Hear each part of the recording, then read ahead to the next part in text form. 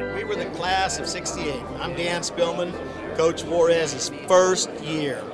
I played in the outfield, and all I remember was he was in the best shape of his life, and he made us run sprints and stuff until he got tired, and he was in great shape. So that was it was an experience for us. So I don't know, something we'll never forget. My name's Mark Cheney, and I played middle infield, class of '68.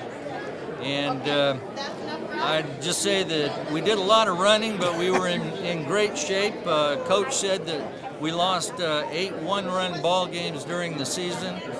I remember the first day he took a look at us, and in deciding what to do, he told us to take a lap. And then as we circled the outfield and came back in, he said, well, I wanted you to take a lap.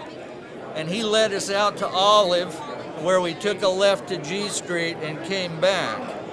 Later in the season, we learned how to go out to the college and turn left on Yosemite, turn left on M Street, turn another left on Olive, come back on G Street to the baseball field. We didn't win any section titles or Central Coast titles, but it was known that we were probably the best track team in the state of California. Les? Yeah, my name is Les Contreras. I'm the class of '68. Coach Juarez's first baseball team here at Merced, and I was played shortstop. And like Mark and Dan said, running is something that we did a lot of.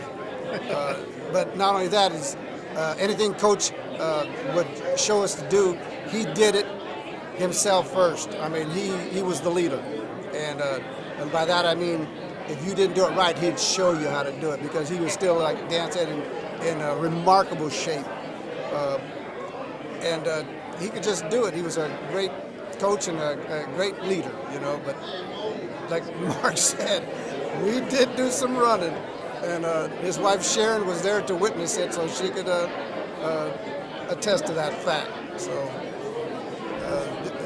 Coach, you did a hell of a job. Thank you.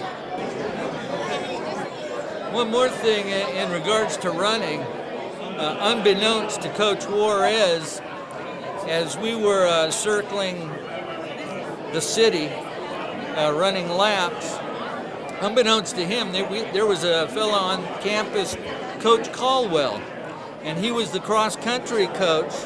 Unbeknownst to Coach Juarez, he was trying to recruit us to the cross-country team. But even after the season, we've always been considered part of his family, and so we've been his extended family for ever since 1968. So thank you, Dick. Love you. Charlie Davis, 1972. Well, we can go back a little further than that. 1968 through 1972. American Legion and high school and Babe Ruth. Outfielder, cleanup hitter, means a home run hitter. And me and Coach, we go back quite a bit, a few years. I love him with all my heart. I remember all those days that he came to pick me up and to go to our games. And I never regretted it, and I don't think he did either, as long as I was hitting it over the fence. Hey, Coach, it's about time you got a good honor. Congratulations. And this is Joey Alvarez, your first team, 1968. Congratulations. Coach Juarez, it was truly a pleasure being a player of yours, and taught me many, many memories. Many memories, does that make sense? Yes, absolutely. Had many memories.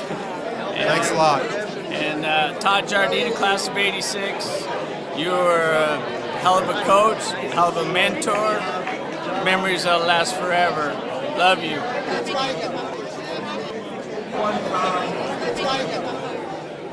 I want to announce or bring up here Justin Tarley, the current head coach of the Merced High baseball team. So he is carrying the mantle for you now, Coach. You can hold him accountable. And then we got a few speakers who are going to come up and say a few words. So, Justin, can you come up here and just give a little background on him? Absolutely.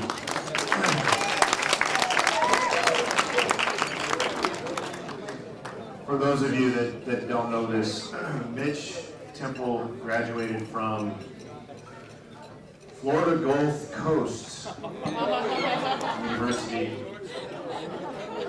I'm just kidding, Georgetown. Those of you following the NCAA tournament or paying attention at all, I'm sorry. I'm sorry. Florida Gulf Coast. Sending my kids there. I'm going to keep this brief. First of all, because Rolo has indicated to me that he'd like to speak, and we only have the room until midnight. We're going to continue this tradition. We would like to put something up at the field.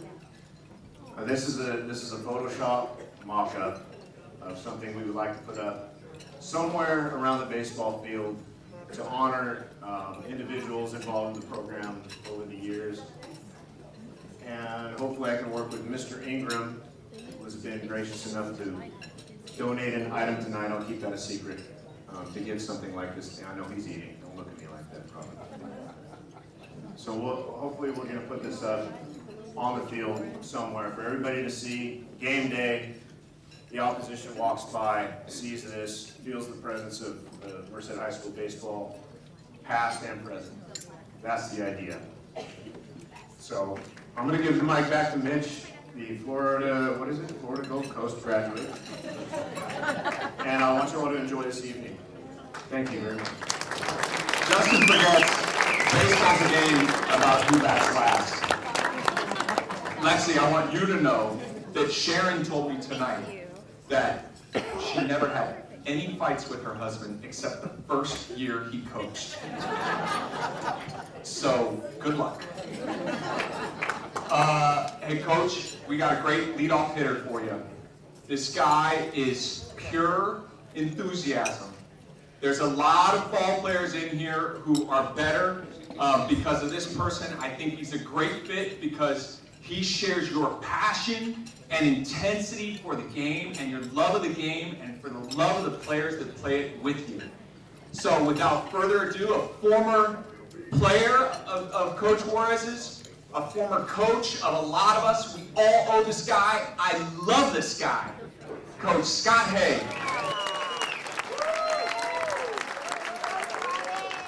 I'm Scott Hay. I think the itinerary I have 0 minutes to talk, the official thing, and I'm going to go over by a whole lot, so whatever there. All right.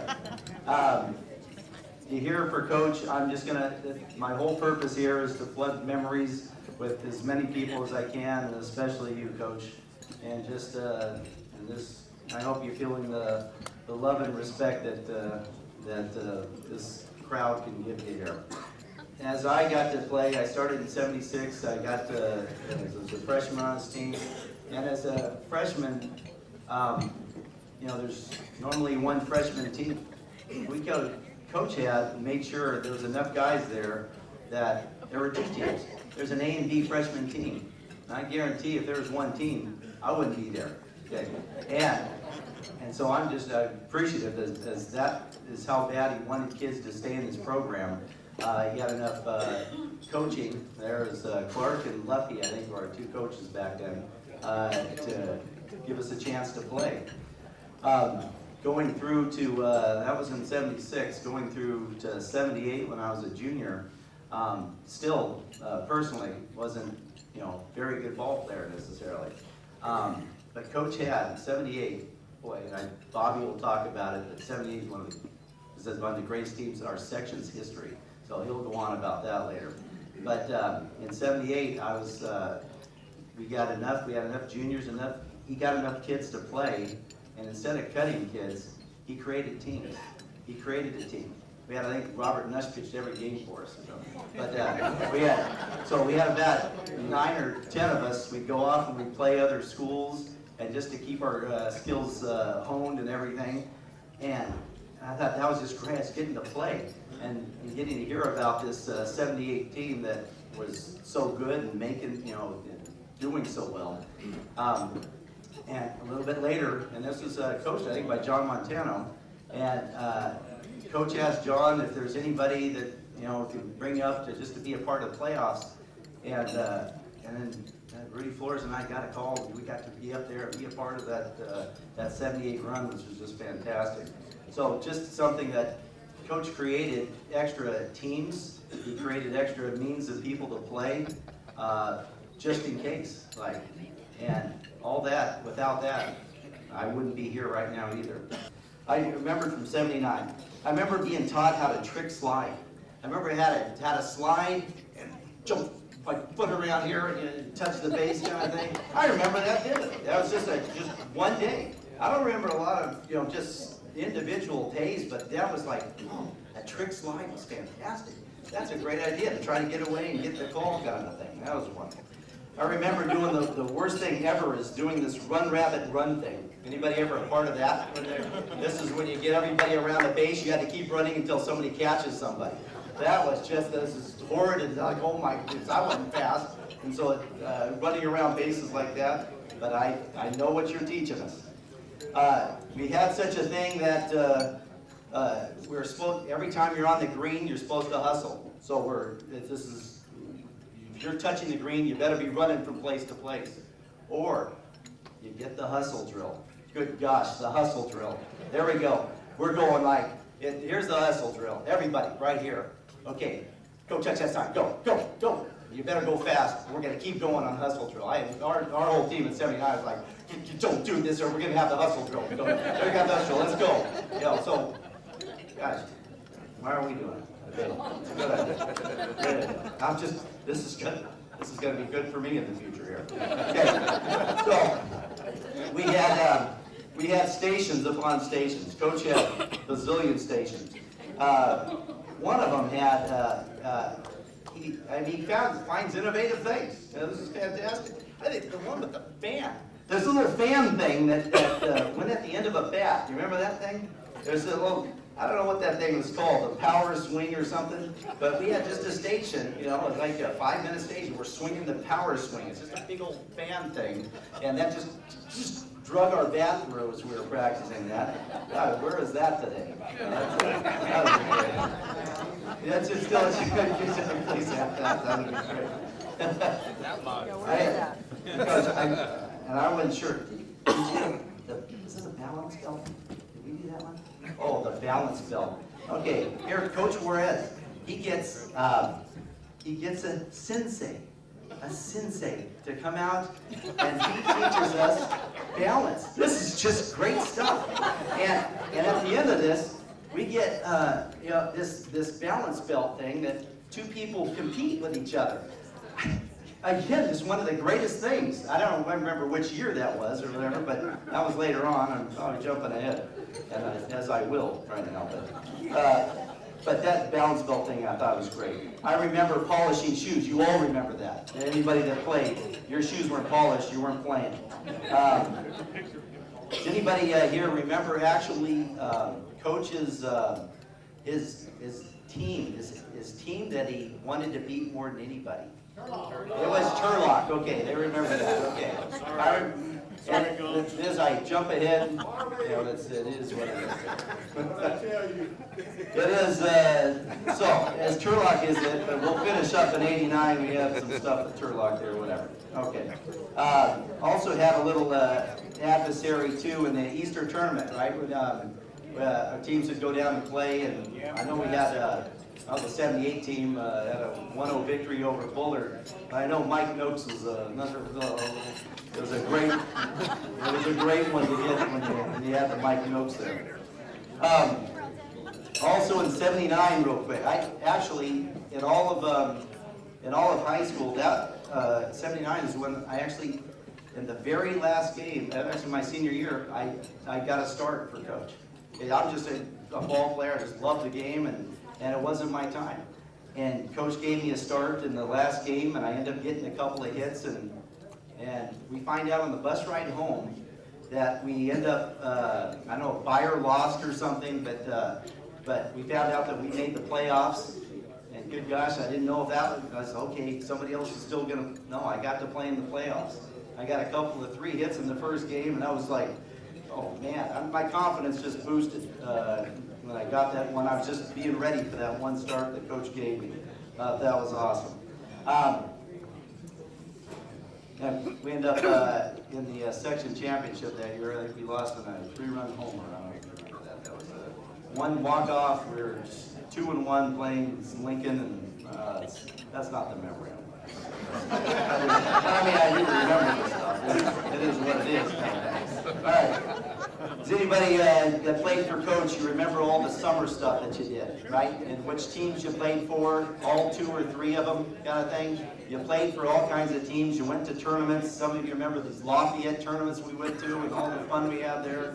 I just leave it for you. Anybody that wants to open mic later, you share whatever. But I'm just saying the summer tournaments were fun. And I just cannot believe, I mean, in the summer that manning the 3 teams or whatever, that he's really doing these things all by himself. And that's also a tribute to Sharon. And good gosh, that a big, way to go, Sharon. But he is just, that's how gun-ho, yeah, and that's why I love Coach. All right, then, let's skip ahead a little bit. Going in 80, I think it was 80, in 81, Coach came out to the college and asked then, and I think that's when Kim was going through her stuff there, that he wanted some help during the summer. And I was just playing at the college and everything, and he just asked if anybody, if they wanted to coach anytime during the, for the summertime, and I just thought, geez, there was a call, I just, as I felt called, it was like, yeah, I'm supposed to do this, and I, like, who am I to do this? Right, probably played like 3 games for you kind of thing, and I go, but that was it. That was the start of, that was what, in 81 in the summer, or yeah, probably 81 in the summer, till been coaching Legion baseball until 94, until Volo took over. But I thought that was just awesome. Getting a chance to coach Legion baseball has told me, like, how in the heck will Coach do this all this time? I have no idea. Finally, I get to coach. I'm done playing baseball. I'm still coaching summertime. I get to go in 1988. Coach asked me to come coach with him at high school, and the 88-89 years was Richie's last couple of years, and I jumped on that opportunity. I thought that was awesome. 88 was our Fat Boys year, wasn't it? That was the Rod Moransky and everything, and the clutch hitting, and what we call them? The favorite song. Remember that? I don't know which game we won in the playoffs that year, but we were dancing the aisles in the bus to the Fat Boys singing "Crushin'." I don't remember that, but nobody else knows that song, so look it up or whatever. It's got to be. Look at that. Go rush it. I still remember it's kind of ravish or whatever. But whatever. Okay. Moving on here. Right? So I'm already like, what am I, 20 minutes over the limit already, but whatever. Keep going. Okay. Keep going. I'm going because that's the way it is. Okay. 89. My last year, and Coach's last year of coaching was Richie's last year. We had Jerry Torres and Goza and Tatum and Pacheco and everybody and Johnny Trujillo, and we got all kinds of guys. And what a scrappy thing. I just want one thing about that year, with Richie's last year, which was awesome. Richie's still like one of my worst, Richie. Go ahead and cuss up, Richie. But still one of the greatest players I've ever coached. Just the greatest attitude. I mean, there's no wonder. I mean, just following your dad. And of course, my son is a product of his father, whatever. But anyway, that's a great product right there. We were a confident group, and we had a confident leader who had groomed us to be respectful of all but fearful of no one. Along the way, we went on to beat Rancho Cordova, who at the time was a baseball factory that had produced numerous big league players. Guys like Larry Boa, Jerry Manuel, Bob and Ken Forrest, to name a few. We knocked out future Los Angeles Dodger All-Star Steve Sachs and his James Marshall High School squad. We were 28-0 when we finally lost to Yuba City 6-5. and had to face them again in the section championship game, which we won something like, Greg Slade, you'll remember the score, I'm sure. I think it was 7-2 or 9-2. 13-2. What was it? 13-2. Okay, I'm off. It must have been 13-2. Had to be. Greg's got a better memory than anybody. We also won the prestigious Fresno Easter Classic by beating defending national champion Bullard, who were led by future big leaguer Rex Hudler. This was 1978, and Coach Juarez had led us to a section title. We were a very talented team, but we would not have been as successful as we were without Coach Juarez at the helm. He was the perfect coach for a nearly perfect team. We had spent 4 years playing for Coach when you consider that he coached all 3 summer league teams. Back then it was Legion 1, Legion 2, and Babe Ruth. Coach Juarez coached them all, and most of us played on multiple teams. We were taught many invaluable lessons along the way. Some of the things he taught us was that it's not about you, it's about us.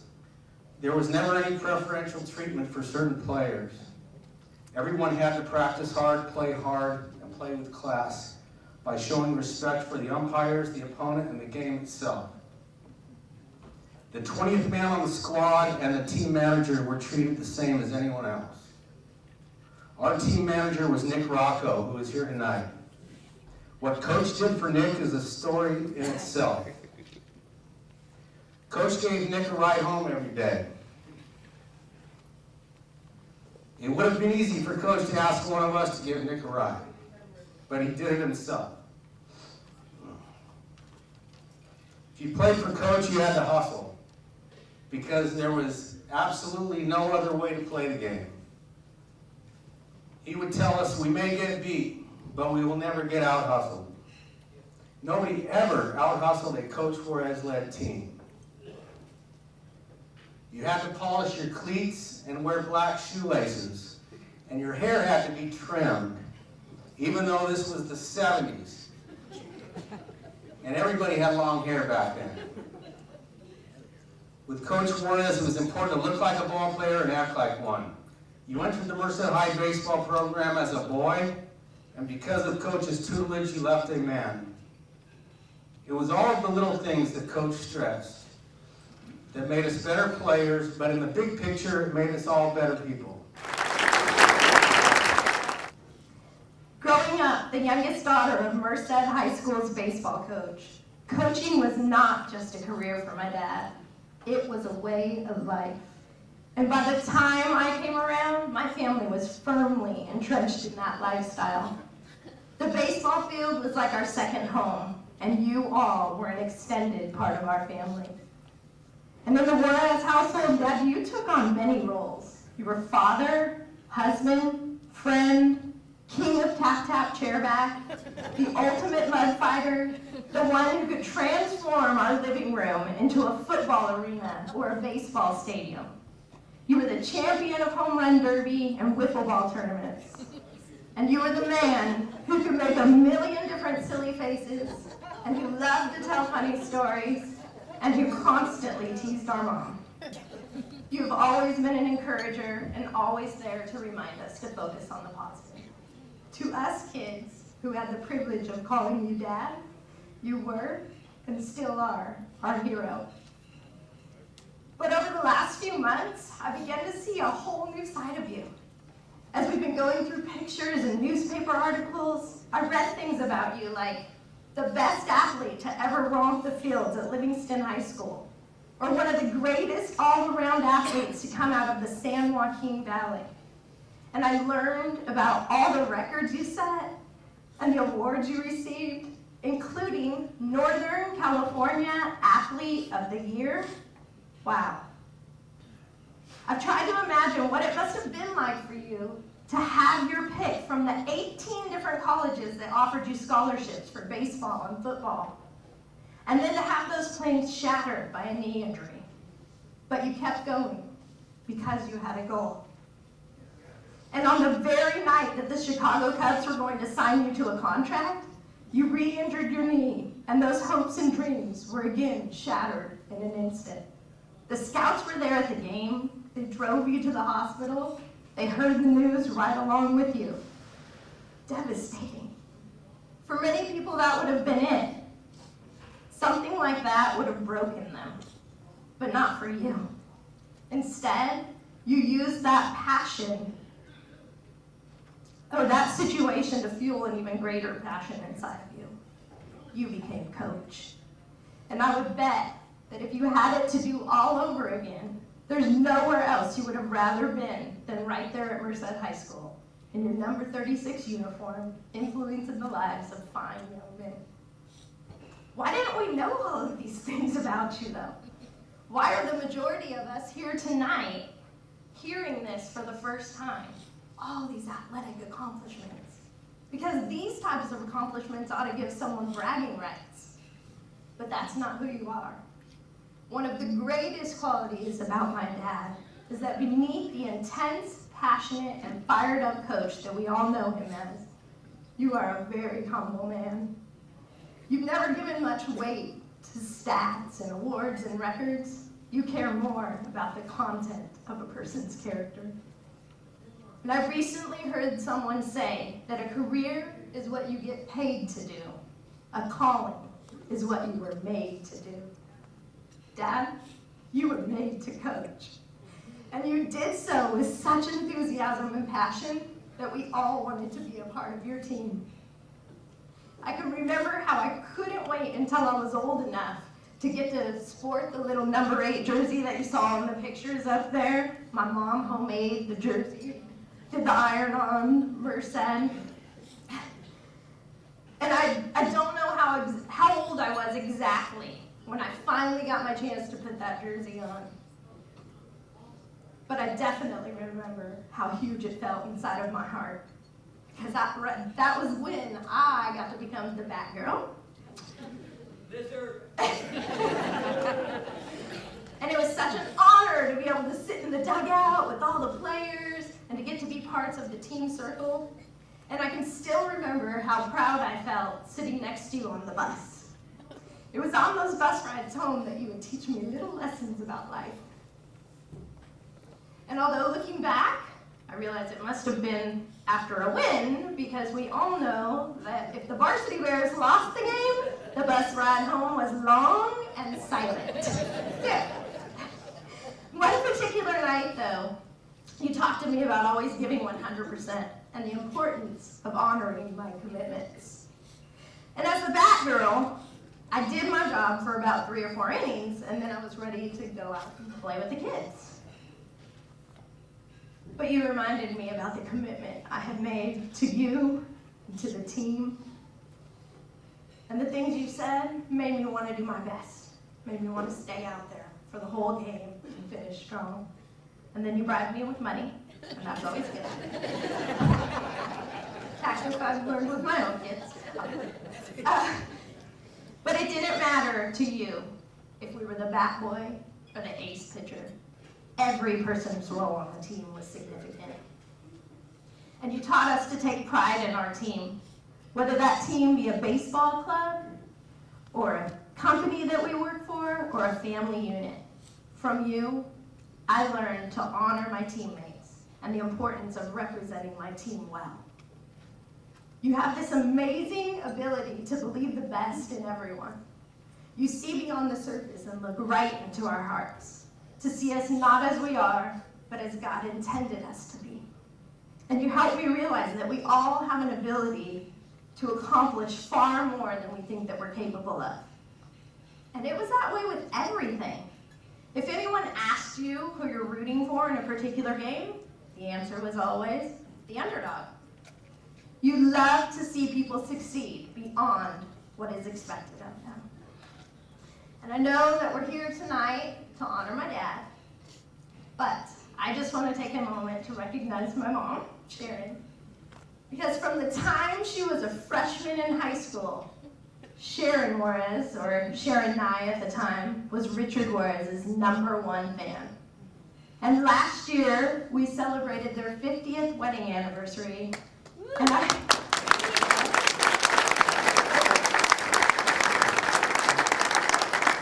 have to say Sharon Juarez is still Richard Juarez's #1 fan. And I believe that Dad is the man that he is today, in great part because of the woman that you are.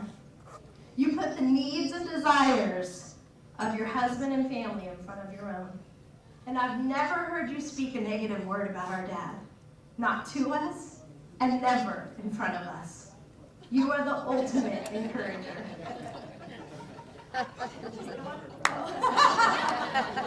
Rich has heard one. You've had your share of life's challenges, but the two of you together have been an awesome example of sacrifice and compromise and teamwork. And I look around at the couples and the people that you've surrounded yourselves with, and I realize that they are all people who share those same values. What an incredible legacy. But the greatest lesson that I learned from the example that my dad set on the ball field is that the first and most important thing in life is to always take care of #1. Your faith in God has had such an incredible impact on my life. You will never know how much it's meant to me. Your faith wasn't just about going to church on Sunday and paying your dues. It has been every part of the way that you've lived your life. So much that for 22 years, before and after every game, you circled your team up and you prayed together as a team. There was no judgment upon anyone who didn't share the same belief as you, but there was also no question as to what your #1 was. Even in the middle of games, when you weren't quite sure what to do in a situation, you'd pray to God for wisdom, and you'd have the answer. And we all have very clear memories in our house of coming home or finding my dad asleep at the table in the middle of the night with his Bible in front of him and all of his prayer books, and there he'd be, just asleep. But it's that faith that has cemented your marriage and held together your family through many hardships, like the loss of a daughter and a wife in a body cast for almost 2 years with 4 young children at home. And when your wife was hit by a motor scooter while 7 months pregnant, and it was recommended that you terminate that pregnancy, it was your faith that caused you to choose life for your 4th child. And I stand here today with an amazing husband and 3 precious children, because when I was faced with the most difficult time in my own life, I had a father who looked beyond my circumstances and called upon his God, who can make all things possible. It's because of you that I've committed my own life to serving your God, because once again, I want to be a part of your team. All of my life, I've heard you say, I just want to do something great for the good Lord. And to that, I just have to say, look around you. Stop, take a moment, and breathe this all in. Each one of these people here tonight are here because you've touched their life in a positive way. And there are so many more people that wanted to be here tonight and couldn't be. You want to do something big for the Lord? You already have.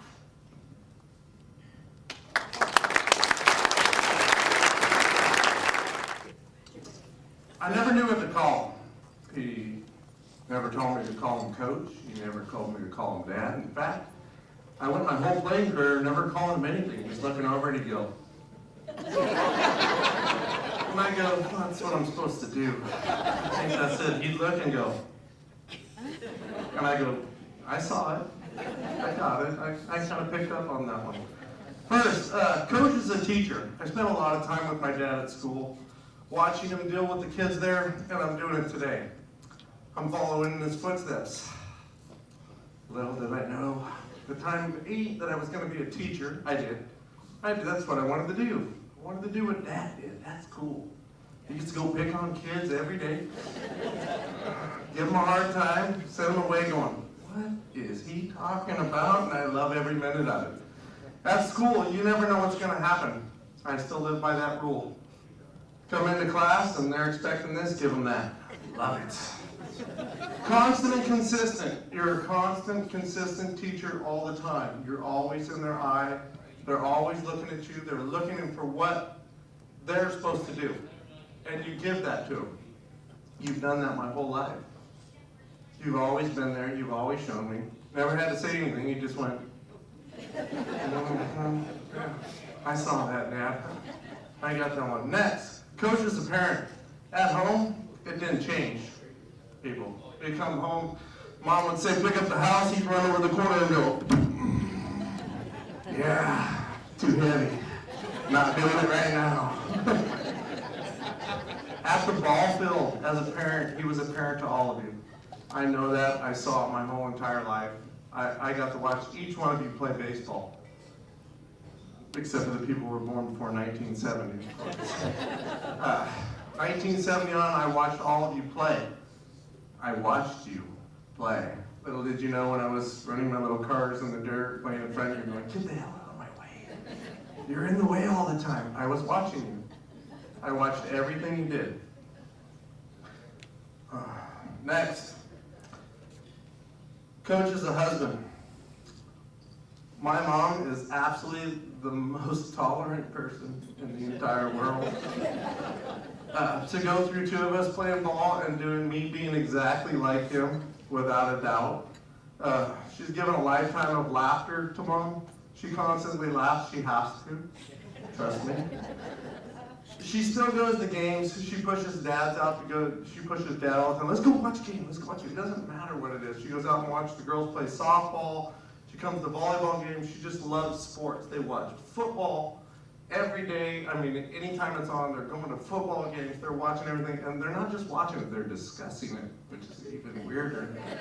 Those two can watch a baseball game and go back and forth. And you don't even hear it. You're like, she should have been there at the back door. And that's my mom. She's making those little comments. I know, I see it all the time. And Mom, I want you to know that Dad is absolutely lucky to have you. And I found somebody else who's just like you. Thank goodness. Got your earlier one. She was crazy too. Next up, coach is a coach. He's given all of you the words that you go out there and coach by.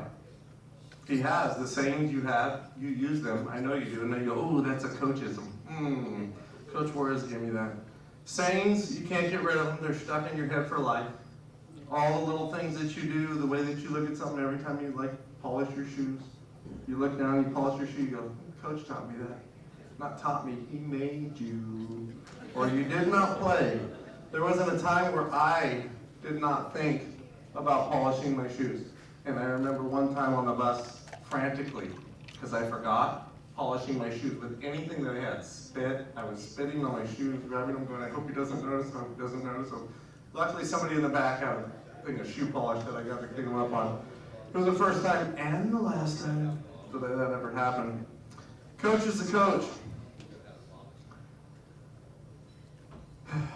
Man. He's always to teach. He coaches the game. He taught me how to raise my own family. He taught you how to raise your own family by watching. And he also taught you to play and love the game. When you got done, it didn't matter who you were. I saw all of you, and that's why you're here.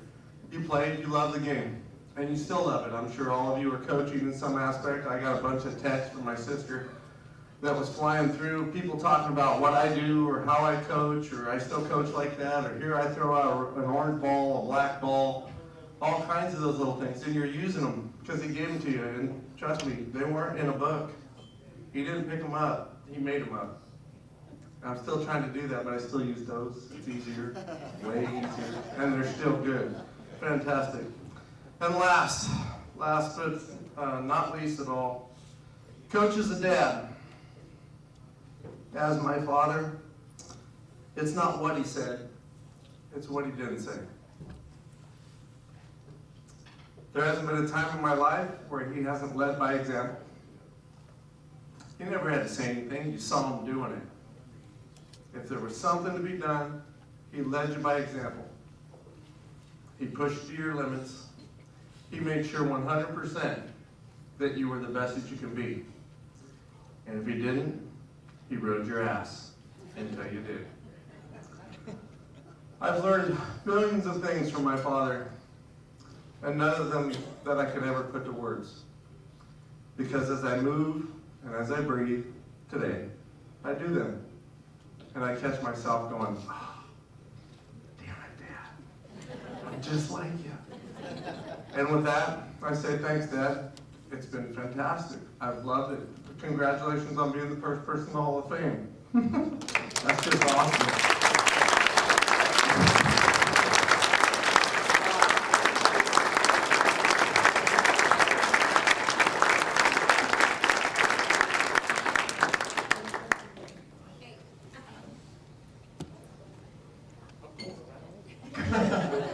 Coach, want to take the mic for a little bit? Sure. Thank you.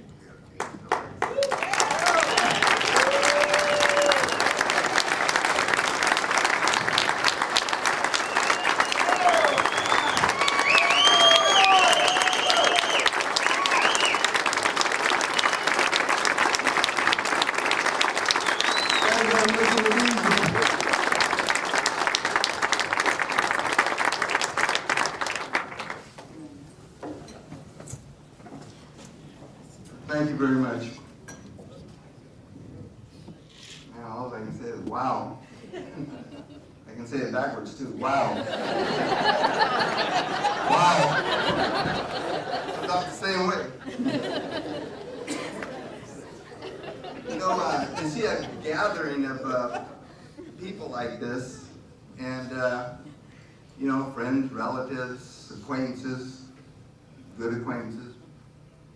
And it's usually at a funeral or a wedding or an anniversary. And as the kids told you, we had our 50th this last summer, last June. And it was a 3-day deal. They put it together, almost kept it a secret from us. We didn't know who was coming. We had no idea. Except for a few people, but other than that, so blame them. He didn't come. I mean,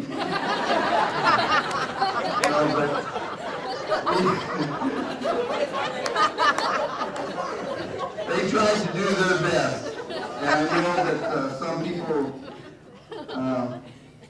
were left out, but we still love you all. I need my glasses.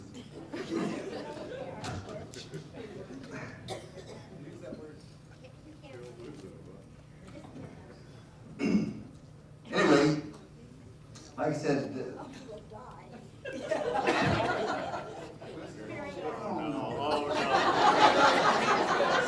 Cut the camera. I'm not trying to look cool.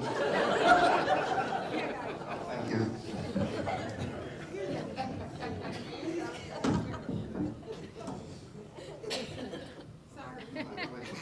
Anyway, that's better. Anyway, this is special tonight. And the reason it's special is because it's not just about me and what I accomplished. It includes every single one of you that is here.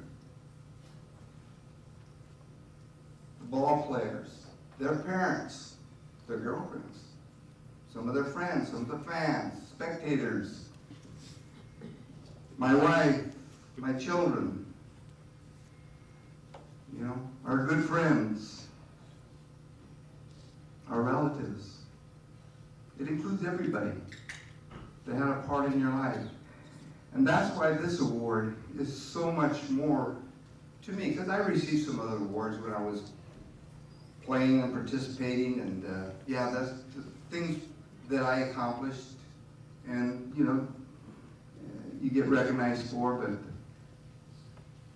actually, this means much more to me than those, because it includes all of you, like I said, and especially my family and my ball players.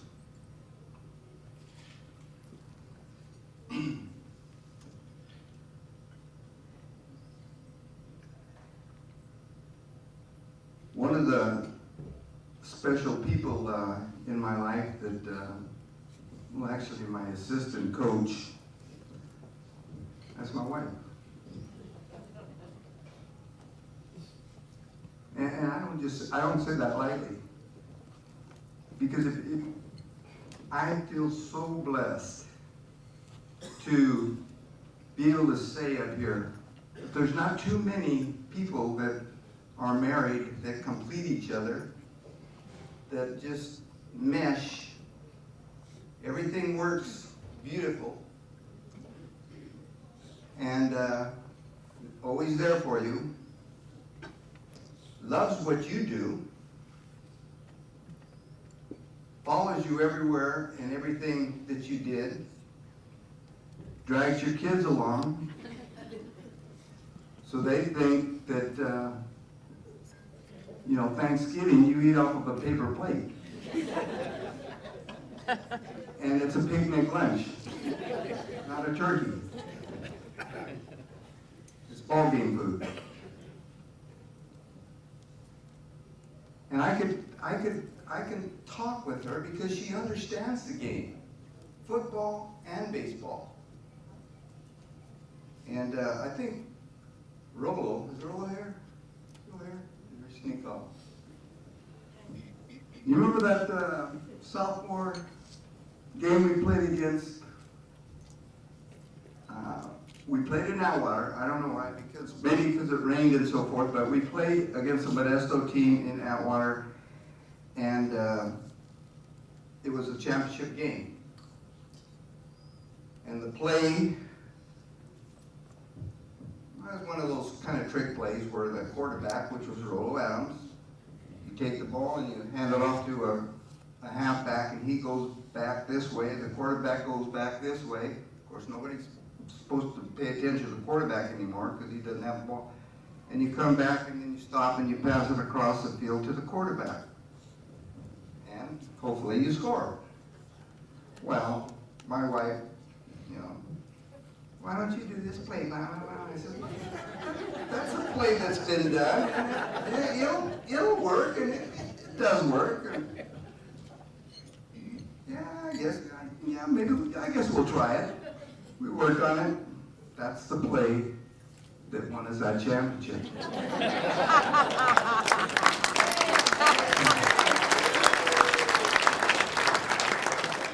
But it's nice to be able to have somebody that loves the game as much as you do.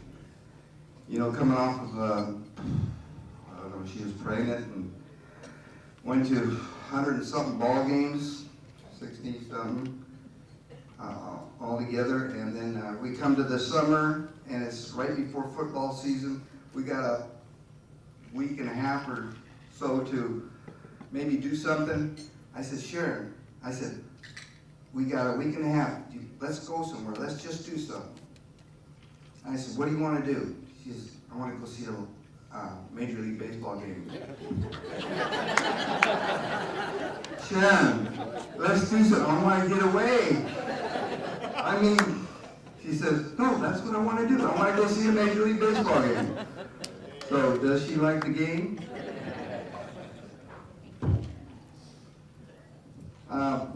Going back and reminiscing a little bit about some of the teams and so forth, and you know, I could spend a lot of time up here, and I'm not going to do that. I'm not going to try to mention a lot of names because I'm going to forget people, and you know how that is. It's hard, but probably some names need to be mentioned. But I think we started, you know, it's tough when you first start, you know, it is. Trying to get things together, get yourself together, knowing what you want and how to do it. And I think all coaches can probably say that. And we had our lumps too. And we were playing in that tough Fresno league, and we're playing all the Fresno schools, and here's Merced way over here. Oh, I guess Madera was closer, so that was a little bit closer. And so, you know, your team's out in left field, and they don't let you out early. So here we go on the bus ride. We're getting there, and I said, okay, we're getting close. Start warming up your arms. And we're doing all this stuff because that's all we had. We had to just warm up in 5 minutes, and we're on the field taking infield if we wanted to take it. And you're ready to go. And that's no way to play. I mean, it's just, you know. And that first year we were in that league, we lost 8 or 9 one-run ball games. I tore my heart out, and I know the kids felt it too. And me being a young coach, full of fire and everything, oh my God. I wasn't afraid to cry in front of them, because I did. And if it was for something stupid, then they had to pay the price. I mean, we had to run.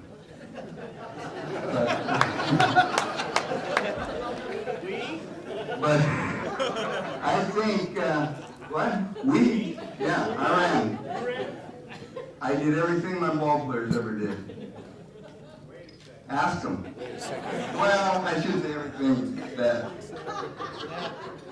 But I was right there running with them when we used to do our sprints and so forth. But we didn't start having success until the early 70s, right in there. And then we had a group of Dallas Morgan and Garvin. Thank you. And that group there's some of the ball players. But there was 3 of them that played for me as freshmen. Never have played a freshman or varsity ball, but those 3 started as freshmen. Morgan was a little bit, still a little weak, but I could see his potential. He choked up on the bat.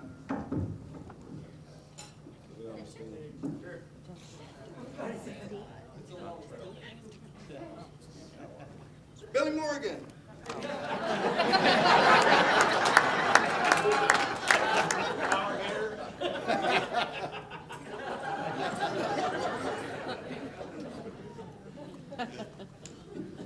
That's how he started out. He started moving down the bat. But he just kept coming on, getting better. You could see it as time went. And after that summer and playing freshman ball and another summer, he was ready to go. And so was that group, and we won, we won 3 championships there in a row, and then followed up by some other championships. Well, our strongest and best team, that 78 team. And a little bit was mentioned about that team, but I'd like to tell you a little about that team too. Because we were undefeated that year, and yeah, they were starting to get their little swagger going, you know, and they were feeling confident in themselves and feeling good about themselves. And, you know, they were a good ball club, but, you know, they hadn't been really tested yet, but they were feeling good about themselves. And we went into the Fresno Easter Classic baseball tournament, which I thought would be a good matchup for us to see how we would probably fare as we went through the year. And you have about 4 pools or groups, you want to say, of teams. Probably 8 teams in a group. And anyway, you play round robin sometimes, and most of the time it's that way. Or not a round robin, you play maybe each half the teams once or whatever. But we won all our games, not all our games yet, but we won 3 games, and then we had to play the 4th game to see whether, or 5th game, whatever it was then, to see if we were going to go into the championship game. Well, extra genie.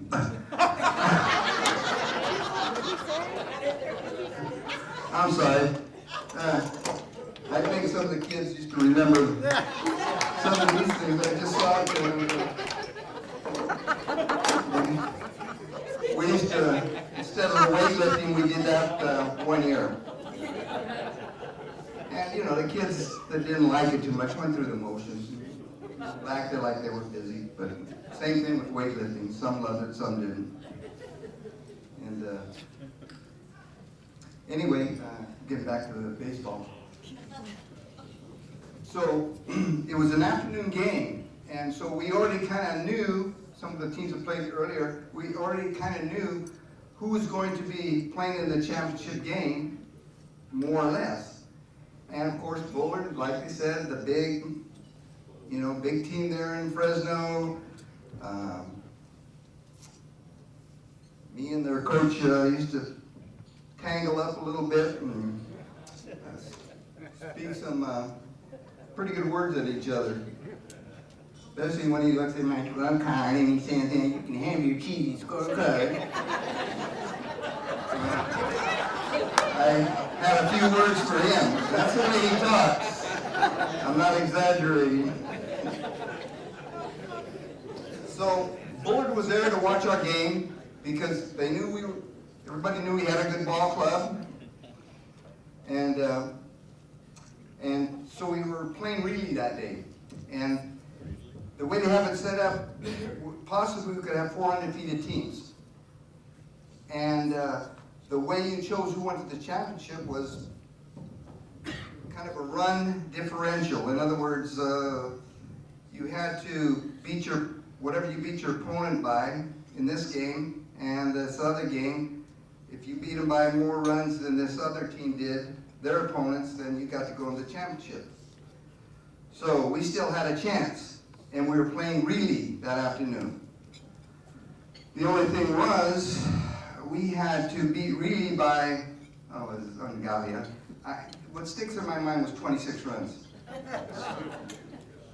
We might score that in 3 games. But we only had 1 game to do it. Well, I went over to their coach and I said, Coach, I said, you know what we have to do. And I says, we're going to try to pour it on, and not because I poured on, but just because we have to win this game. I said, we're going to do everything we can to win. Steal, hit and run, whatever we have to do. And he says, yes, I understand. But he says, we're not going to lay down either. And I said, I don't expect you to. So we went into the game, we were running and going and everything, and it happened. We won the game by 27, 28 runs, I don't know what it was, but we got to go into that Bullard game, still undefeated. Well, it happened that we had a great team, Bullard had a great team. They had an outstanding pitcher in this Flanagan. I forget what his first name was, Eric or something, Flanagan maybe? Phil Flanagan. And we had Michael Evans as our left-hander. Both about the same build, except he was a little huskier, I think. Both had identical win and loss records since their sophomore year. Okay? They had only lost 1 game, both of them. And they had won something like in the high 20s or low 30s, something like that. Like they won 33 games and only lost 1, a record of something like that. I can't remember. And the ERA was very close. I couldn't remember if it made any difference. So this was the big talk, the big game. And the stands were packed, it was full, and the big matchup to see who was going to come be victorious between the 2 teams and the 2 pitchers.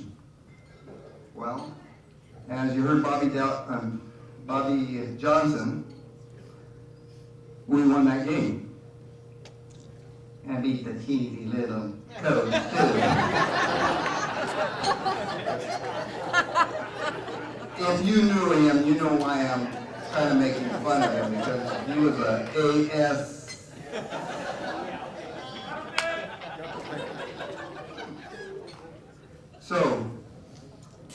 So we continue going on, and we're winning, and so we win the league championship. We go on to the section championships, and we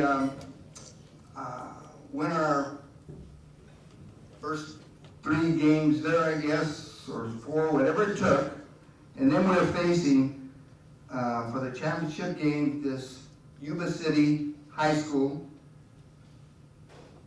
from Yuba City. Sometimes they don't always have the same thing, but they were the honkers, you know, because of the geese up there. And they were a scrappy, tough, good ball club. They just happened to lose a game early on. And so they were in the losers bracket and they had to keep winning to come and play us. So they had to beat us by 2. It was Saturday night was a playoff game, and they had to beat us by two games. They had to lose 2. In other words, we only had to beat them 1 time, but they had to beat us twice. And it was Saturday night, and it just happened that Merced High School had prom night. So, you know, we get ready, we go to play the game, but you can imagine where their heads were and what they were thinking. They probably had everything ready to go, their cars all ready and all this kind of stuff. We played that game and we're not in the game, and it was ugly and we lost. Then they were really ticked off and mad. And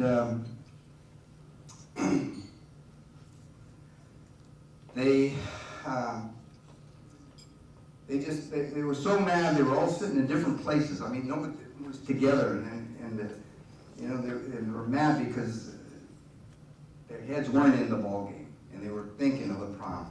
Then they got all together, and they were all talking and said, "Let's get this game over. Let's beat them. Let's go after them. Let's take care of one instead of thinking of the prom and all that."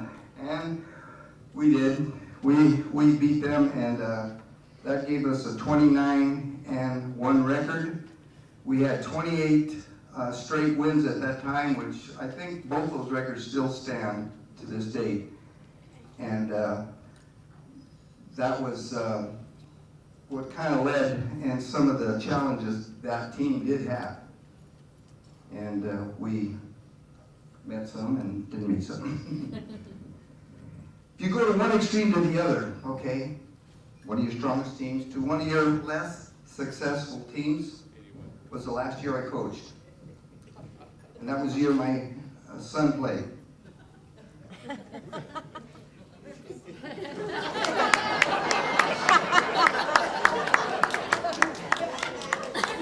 Wasn't his fault.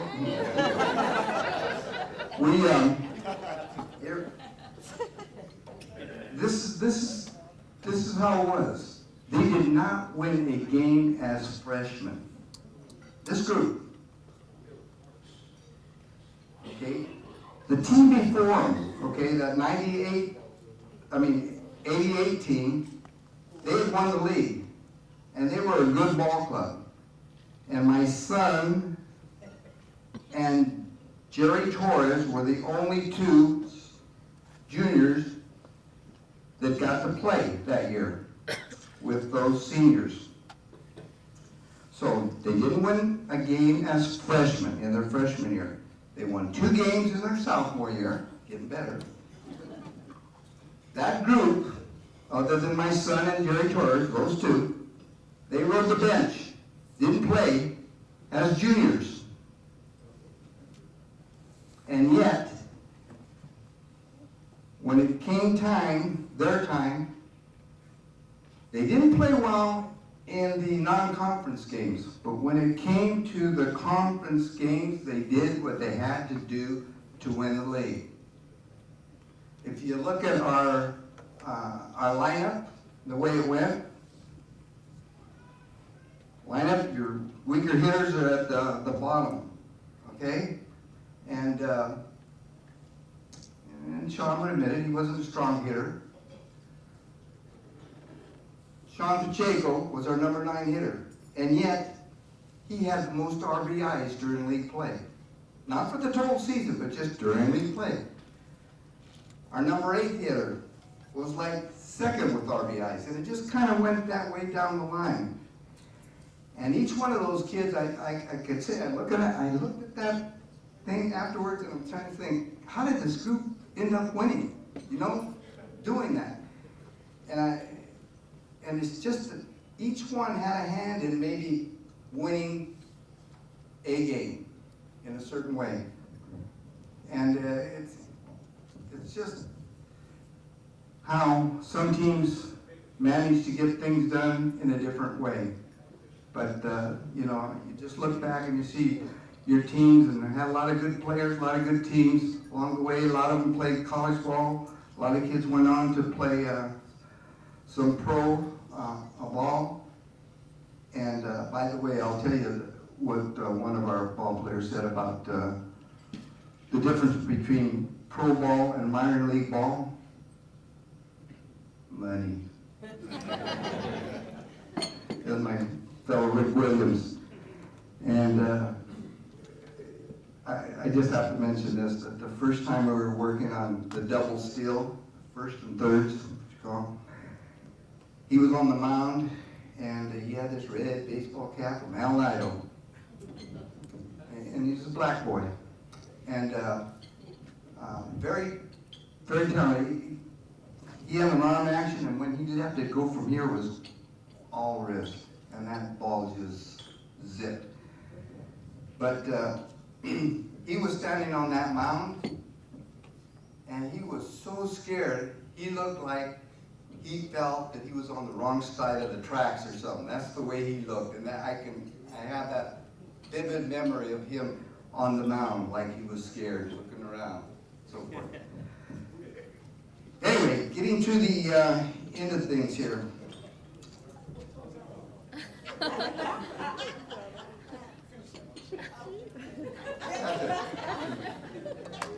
Before I finish, got out of coaching, we got to follow our little bit, Lizzie. Got to follow her at Fresno City College in her volleyball.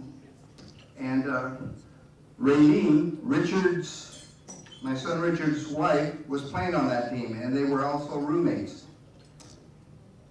And somehow he got to meet her, and things worked out.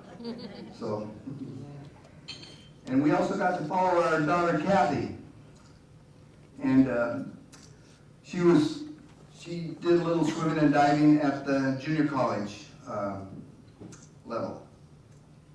And had she not had a bad knee, like myself, she might have accomplished some things. We've had 13 knee surgeries in our family. 13, that's a bunch. So we know what it is.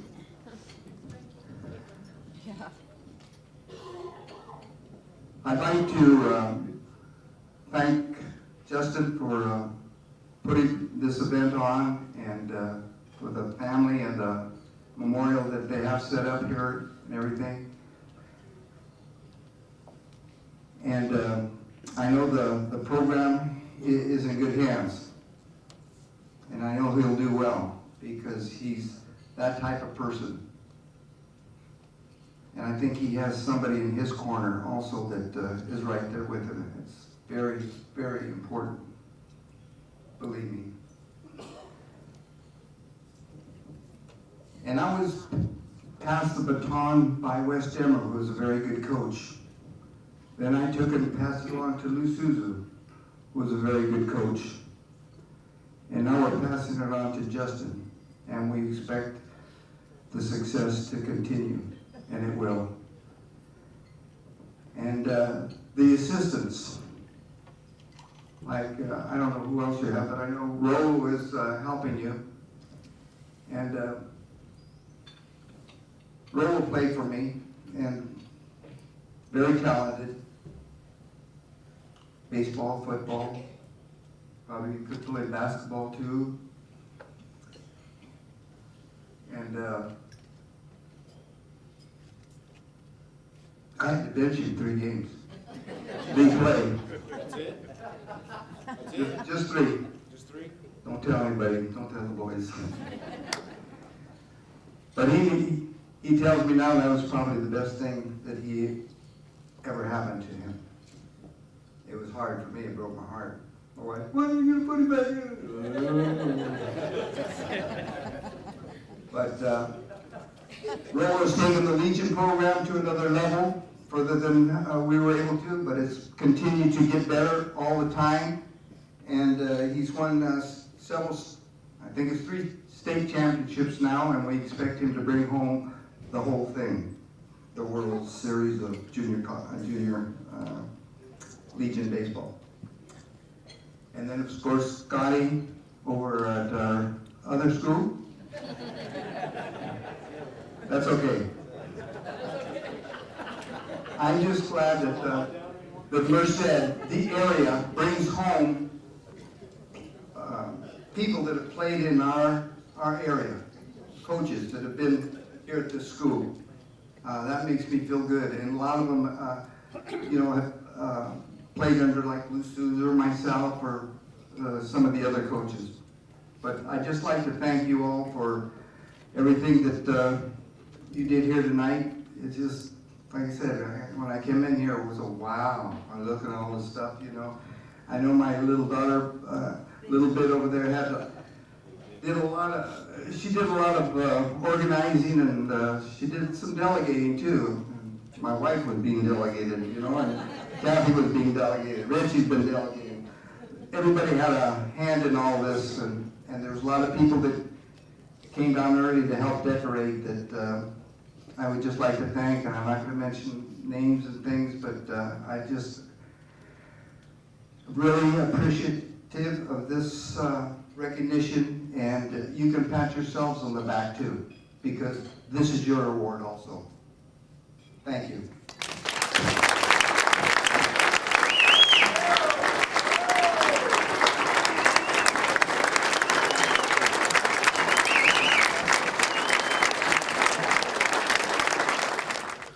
Coach, I can't relate playing for you because I didn't, but I can tell you, and you might not remember this, I hope you do, you influenced me as a young man, a young boy actually. Like Coach, I'm a Livingston product. Like Coach, I played a lot of athletics throughout my college or high school. I grew up next to Bill and Erlene Elam, who lived next to Rose and George Saunders. Behind them were Babs and Wilbur Ratzlaff. And we would, at the time, Mr. Elam was the principal, we would go into his living room and he would show us reel-to-reel film of Alan and Coach in their heyday. And we would sit there, me, Jeffy Ratzlaff, Greggy Patton, and we would just sit there and just be amazed, because you didn't get to see a lot of sports on TV back then. You got only 3 channels. I remember when the Juarez family would come to the Saunders, Kathy Patton, Greggy, Jeffy, and it was just, it's one of those things where, it does take a village to raise a child. And what I heard tonight from everyone, and many of you I know, that's exactly what Coach has influenced you in helping you become the person you are. So I'm very proud. I am the principal at Merced High School. Merced High School is the home of scholars and champions. One of the things I'm most proud of at Merced High School is our tremendous traditions. We were established in 1895, but what is much more important are the legacies of that fine school. Didn't know it till I got there. I know it now. It is a great school, and it is because of people like Coach Juarez that have influenced the community that way. So congratulations, Coach.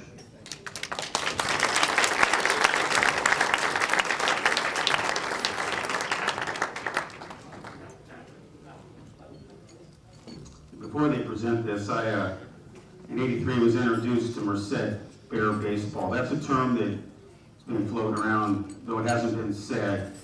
Bear Baseball has been along longer than I was here. I was fortunate and blessed to get a chance to be a chapter of the author of the book of Bear Baseball, and that's that gentleman back there. Dick Juarez is the author of the book that I was fortunate to be a chapter of, and Justin's going to be the next chapter.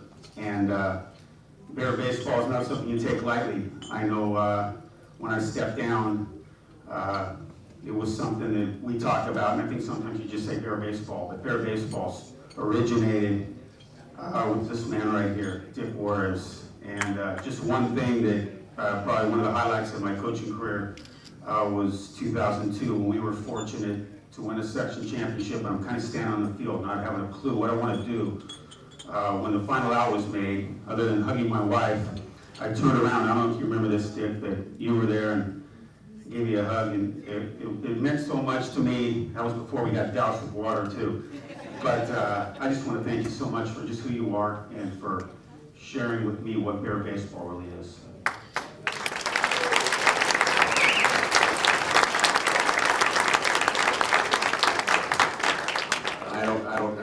I can't follow that. I just want to present this award to Coach. You've meant a lot to so many people, and I hope this will hang proudly on whatever wall you choose. And actually, there are more things over there that you get to hang. I'm sure we'll get to those shortly. Mitchell, right, you're on top of all that. Got it. Being the Florida Gulf Coast graduate that you are. Thank you so much. And you know, it's funny because you tell all these stories, and I can't hold a count to it, but I see similarities, and I'm looking forward to taking on the challenge, and I appreciate you, all the things you've taught to all these coaches that have taught me, and I look forward to carrying on the tradition. So thank you very much.